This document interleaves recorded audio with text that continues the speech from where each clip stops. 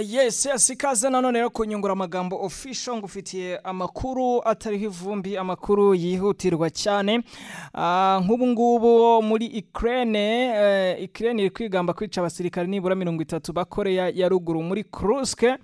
Hanyuma urukiko rw'itegeko nshinga rwa Korea y'Epfo rwatangiye kuburanisha urubanza rwo kweguza Perezida Yoon Suk Yeol. Ayo ndaza kuyabagezaho, ariko inkuru yihutirwa ni iki? Inkuru yihutirwa ni yicarubozo ni yakarengane. Hari abavuga ko ngo ari yicarubozo cyangwa gutotezwa biri gukorerwa mu karere ka Rutsiro. Muti rero byifashe gute? Reka duhere ku itariki ya 12 Ukuboza 2024 n'urwego rw'igihugu rw'ubugenzacyaha rwatangaje ko rwataye muri yombi umukozi ushinzwe kurengera ibidukikije mu karere ka Rutsiro, Kamayirese Innocent, akekwaho ruswa ifitanye isano n'ibikorwa by'ubucukuzi bw'umucanga n'amabuye y'agaciro. Icyo gihe umuvugizi wa RIB Dr Murangira Bitieri abinyujije ku rukuta rwe rwa Twitter yahoze ari X yaravuze ngo Kamayirese yafashwe nyuma y'iperereza yari imaze iminsi rikorwa ku mitangire y'ibyangombwa byo gucukura umucanga n'amabuye mu karere ka Rutsiro. Akurikiranweho icyaha cyo gusaba no kwakira indonke abantu batandukanye kugira ngo bafashe kubona ibyangombwa byo gucukura amabuye n'umucanga muri ako karere. Haravugwa akarengane n'itotezwa ku bakozi b'akarere ka Rutsiro. Ngo gute rero? Nyuma y'uko umukozi w'akarere ka Rutsiro afatiwe aho, uyu nguyu nyine ntabwo ari umuyobozi w'akarere ahubwo ni umukozi muri ako karere, uwo twavuze Kamayirese, yafatiwe aho asanzwe acumbitswe hafi y'akazi mu rukerera ubwo inzego zishinzwe umutekano zagose urugo rwe. Ikinyamakuru Bwiza ngo cyagerageje kugera mu biro by'akarere maze kiganira na bamwe mu bakozi basanzwe bakorana nawe batifuje ko imyirondoro yabo itangazwa, bakavuga ko ibyabaye kuri mugenzi wabo ari akarengane yakorewe. Mbere gato afatwa, Kamayirese yari yagiranye ikiganiro na Bwiza abemerera ko mu ntangiriro z'Ukuboza yandikiye ubuyobozi bw'akarere ka Rutsiro. Kayitesi Dativa niwe yandikiye nyine umuyobozi w'akarere yishinganisha ko itotezwa akorerwa n'umuyobozi w'akarere wungirije ushinzwe iterambere ry'ubukungu yitwa Uwizeyimana Emmanuel. Mwibaruwa rero kuri Bwiza kopi iriho, nimushaka murambwira nanjye nyibereke. Kwanza reka nze nyibereke. Mwibaruwa yanditswe ku ya 3 Ukuboza 2024 ifite umutwe ugira uti kubagezaho itoterwa nkorera n'ubuyobozi bw'akarere. Umuyobozi w'akarere wungirije ushinzwe iterambere ry'ubukungu yahishuye ko ku ya 5 Ukwakira 2024 ubwo yari kumwe n'abandi mu bagize itsinda rishinzwe gusesengura impushya za kariyeri ntoya ahacuruzwa ibivuyemo, uyu muyobozi wungirije yamaze isaha amutuka. Ibyari inama bihinduka amatiku bihoshwa n'abandi bakozi. Nyuma gato nibwo uyu mukozi yatumijwe mu biro by'umuyobozi w'akarere wungirije, yahagera akahasanga abashyitsi bakamusuhuza, ariko bamara kugenda akagirwa inkuru kuko ngo yatotejwe, abwirwa ko ibyubahiro yahawe nk'ibya ba sous-préfet ba kera kandi ari we ngo icyubahiro yahawe ni nk'icya ba sous-préfet ba kera kandi ari ugikwiriye. Ahita amubwira ko kubera iyo mpamvu azamwirukana, byanaba ngombwa akanamufungisha. Muri iyi baruwa kandi Kamayirese yatakambye agaragaza ko yababajwe n'ibyo uyu muyobozi w'akarere yamukoreye. Ku ya 20 Ukuboza 2024 mu nama y'abakozi yahagarukijwe mu bandi bakozi akicazwa inyuma y'abandi. Mu masaha ya nyuma y'akazi kuri uwo munsi, ubwo bari mu nama y'agashami k'ubukungu, maze uwo muyobozi w'akarere akabwira Kamayirese ko atamukunda kandi ko umutima we utamucira urubanza ngo azatuza amwirukanye mu kazi. Bamwe mu bari muri ya nama babwiye Bwiza ko uyu mukozi yatotejwe, ngo atari we wenyine uri gutotezwa, uretse ko ari we byafashe indi ntera bikagera ubwo afungishwa. Aho bamwe batangiye bavuga ko bajya mu kazi nko kwitaba iperu, kuko ngo umwuka w'akazi bamaze kuwukurwamo na komite nyobozi. Bwiza mu gukomeza gukurikirana yaje kugwa ku ibaruwa ya Kamayirese yandikiwe n'umuyobozi w'akarere ku ya 21 Ukwakira 2024 yo kumusaba ibisobanuro ku makosa yakekwagaho yiswe ayo mu kazi, ariko ubuyobozi bukamubwira ko ari ayo kwaka no kwakira indonke cyangwa ruswa. Igitangaje ngo ni uburyo yabwiye ko izi ndonke yatse Concrete Construction and Civil Works Limited ngo azamuhesha uruhushya rwo gucukura umucanga mu mugezi wa Sebeya, ngo yongera kwaka indonke umuyobozi wa Rajab Minerals and Derivatives Limited ngo azamuheshe nawe azamufashe kubona uruhushya rwo gucukura amabuye yo kubaka yo bita quarry ahantu hatandukanye muri aka karere. Aho yasabwe kuba iyi baruwa yayisubije mu gihe cy'iminsi 3 y'akazi uhereye igihe ayiboneye.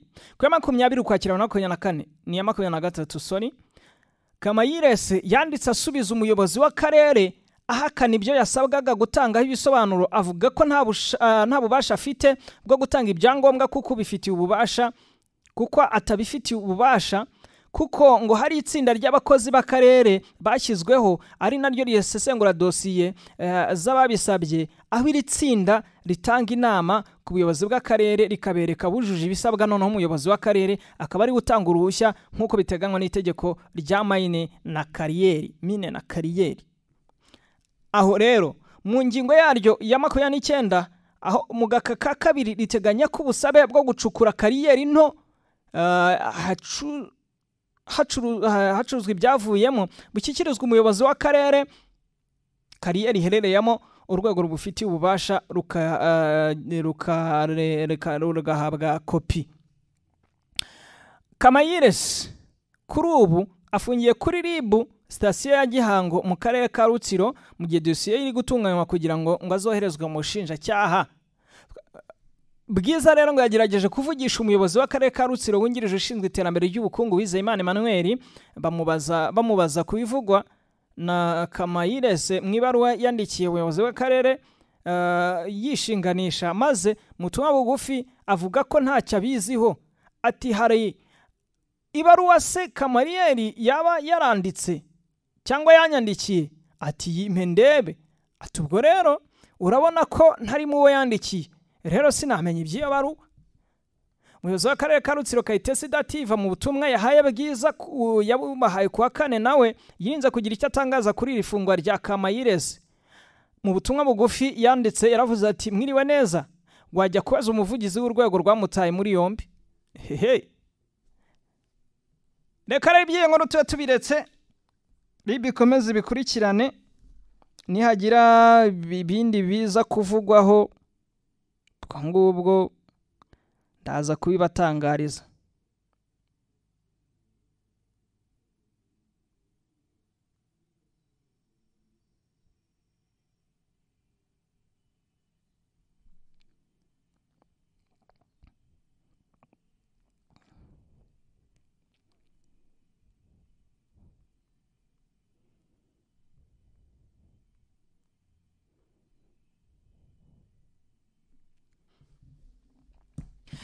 Twerekeze rero muri NATO. Ngo NATO igomba kuzirikana ko iri mu ntambara, n'umunyamabanga mukuru wayo wabivuze.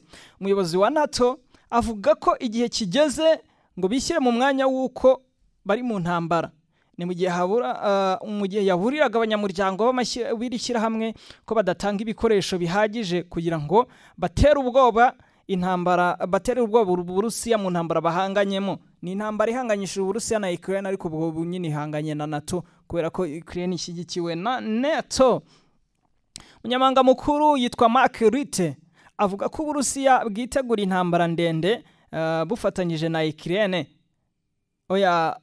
Ahubwo Uburusiya bwitegura intambara bwifatanyije kuri Ukraine yifatanyije na NATO. Avuga ko ibintu rero muri iki gihe biri ku rundi rwego, ngo bikaba bikomeye cyane kurusha ikindi gihe cyose byabayeho. Mu ijambo rye rya mbere rikomeye kuva abaye umunyamabanga mukuru ku wa 2 ku itariki 10 yahamagariye ibihugu byiyunze muri NATO kongera uruhare rwabo mu nzego z'ingabo. Avuga ati ntabwo twiteguye ibizaba. Ati ndabona mutiteguye mu myaka 5 iri imbere. Yabitangaje rero nyuma y'ibyumweru bike mbere y'irahira rya Perezida mushya wa Amerika Donald Trump uzarahira muri uku kwa mbere, mu gihe yigeze kuvuga ko Amerika itazarinda umunyamuryango wa NATO udashora imari ihagije mu rwego rw'ingabo. Amerika yavuze ko umuntu udashora imari ihagije mu rwego rw'ingabo nguwo nyine nawe ntago bazamurinda. Trump yarabivuze, ntararahira ariko musi yarahira namwe murumva ibizakurikiraho.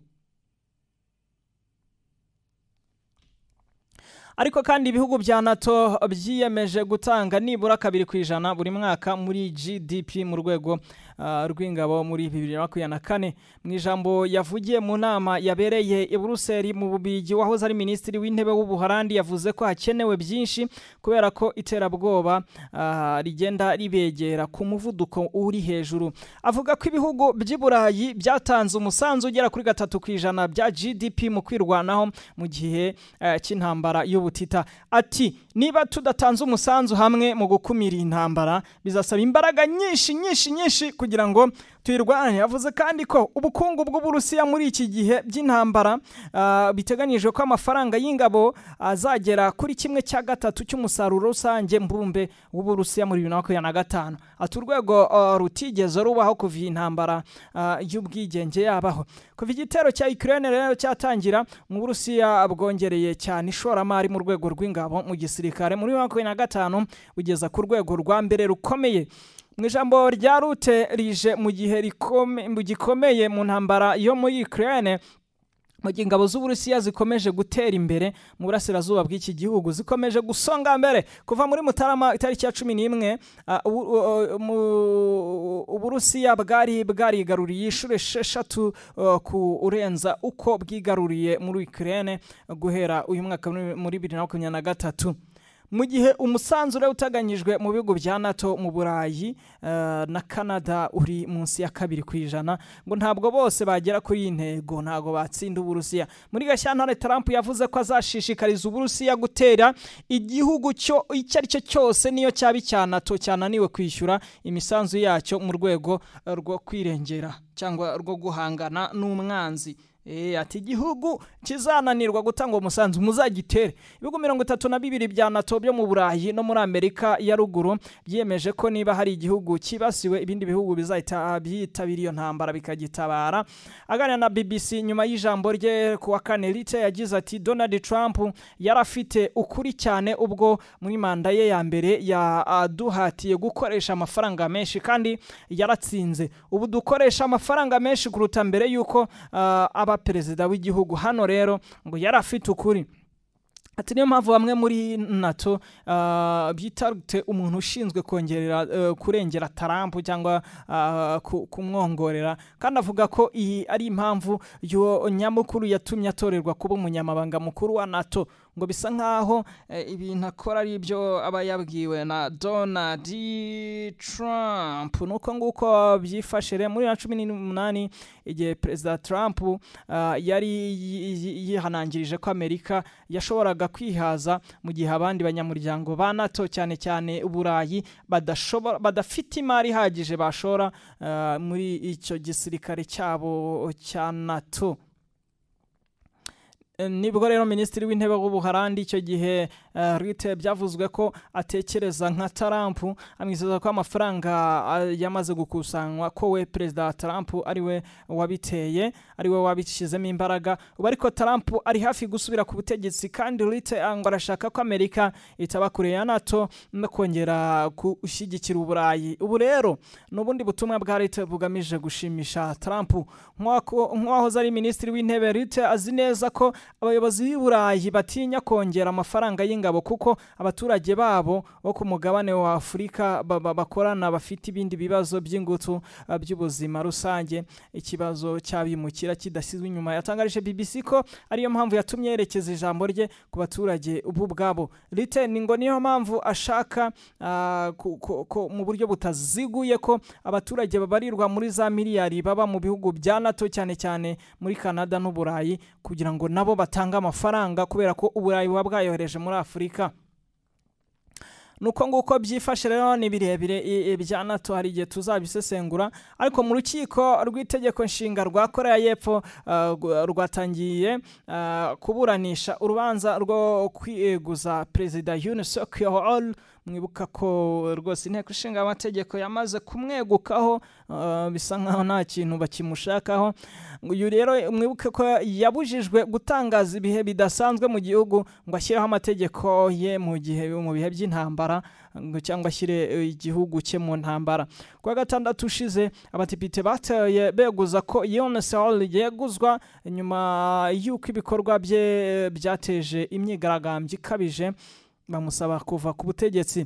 Ubu urukiko rufite amezi 6 yo gufata icyemezo cyo gukuraho Yoon cyangwa akaba yagumaho. Kuva icyo gihe ishyaka rya Yoon riri ku butegetsi People Power Party PPP rihanganye n'ikibazo cyo kuvaho k'umuyobozi waryo, akaba rero byatangaje ko ashobora kwegura mbere y'uko iyi nkuru iyo dukesha BBC bivuga. Iki gihe iburanisha rero mu ruhame ry'urubanza rw'ubujurire rwa Yoon rishobora gutwara amezi. Urukiko rukaba ruri guhatirwa gufata icyemezo vuba kugira ngo bakureho perezida cyangwa bamwemeze. Abigaragambya bahize ko bazakomeza gusaba ko Yoon yakurwa ku butegetsi. Mu bihe biri imbere mu bihe bibiri byabanje aho perezida wa Korea y'Epfo yahuye n'ibi bibazo byo kweguzwa n'uru rukiko ngo ntirafata ikindi cyemezo, niyo mpamvu ibyo basaga bitashyizwe ku ruhande. Habayeho kwibaza niba rero urubanza rushobora gukomeza muri dosiye ya Yoon kubera ko ubu ngo urukiko rufite abacamanza 6 bagomba kuburana ku bijyanye na Yoon. 3 bagiye mu rukiko rero bagiye mu kiruhuko cy'izabukuru ntabwo bari muri uru rubanza. Ndabashimiye mwese mwabanye n'inyungura amagambo official. Ndakomeza mbikurikirane amakuru agezweho ubusesenguzi nzajya mbubagezaho. Don't worry.